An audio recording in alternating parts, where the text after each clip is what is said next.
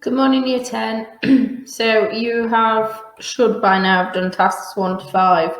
If you've not, then hopefully you've still got all of the information from the previous activities. So if you've not done any of it or you need to get up to date, then I would suggest you do so before we get back in September, because we're not going to have time, like I've said previously, to go back over it. So you are going to have to attend catch-up sessions if you haven't done it, okay? So this week I'm introducing task 6 to you.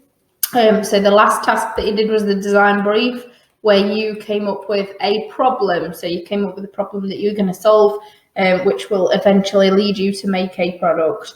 So task 6 today then is something called a non-technical specification, but you might hear about it described as an investigation of the needs and wants of the user, or user needs and wants.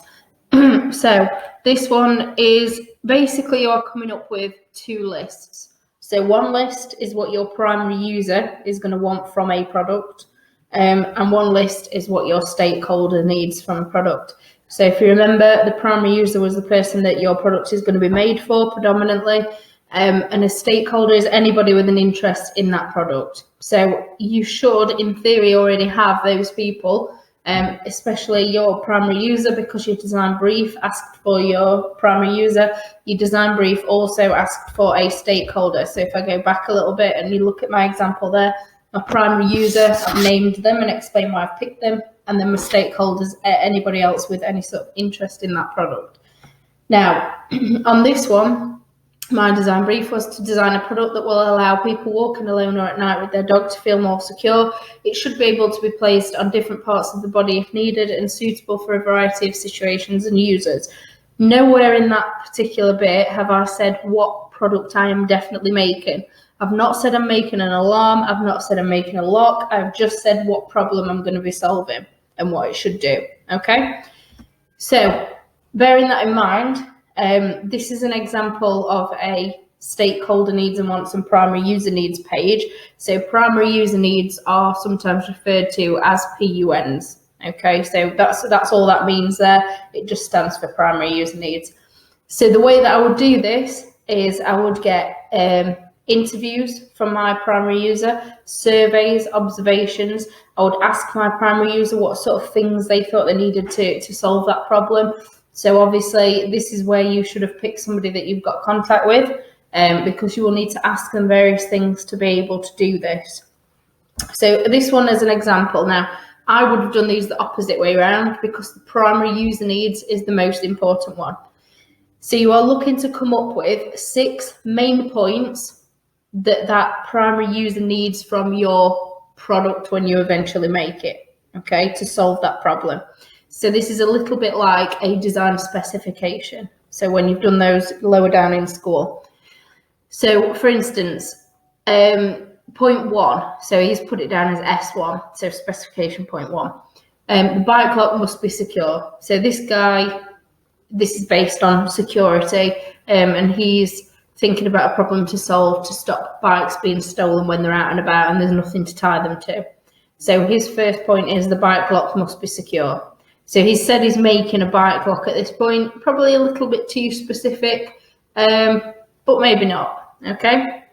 So bike lock must be secure, must be easy to use. So from his design brief, he's decided he's making a locking device for a bike. He's not said what it's going to be like. He's not said how it's going to work, but he knows he's making a locking device for a bike. So that's his thing that he's going to do, is solving that problem. So bike lock must be secure, and then he's explained why. So it deters opportunistic thieves. Point 2, the bike lock must be easy to use, and the reason for that is so it can be set up quickly in bad weather.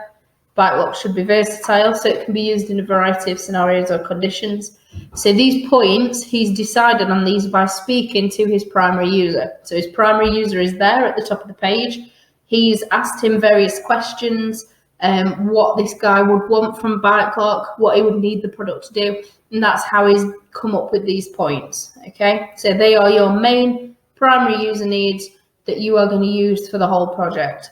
So for this, I only want you to come up with 5 or 6.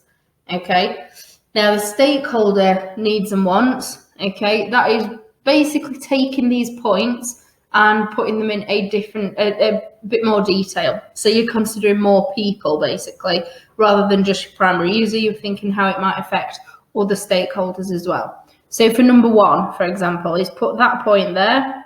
The bike lock must be secure. And then he's got some smaller points. So the bike lock must not be cut through by bolt cutters. The bike lock should look strong and unbreakable. The bike lock must deter would-be thieves from attempting to steal the bike.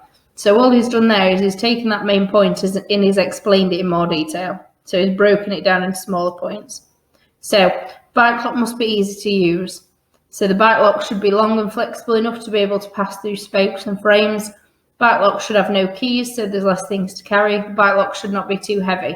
So he's breaking that down. So what the idea is that once we've got both of these, we should be able to use them to influence our design ideas.